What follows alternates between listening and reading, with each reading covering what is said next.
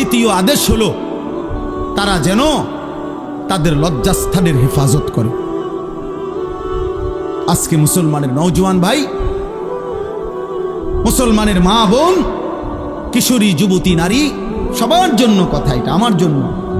আজ আমাদের সবচেয়ে বেশি গুনাহ আমাদের নজরের গুনাহ।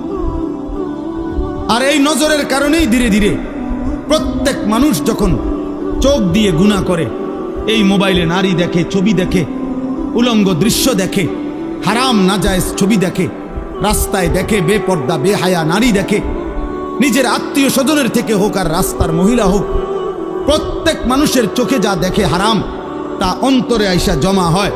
আর অন্তর থেকে ধীরে ধীরে পরিকল্পনা, প্ল্যান, প্রোগ্রাম বাড়াইতে বাড়াইতে বাড়াইতে বাড়াইতে একসময় লজ্জাস্থানের দ্বারাও জিনা এবং ব্যভিচারের গুনাহ হয়েছে।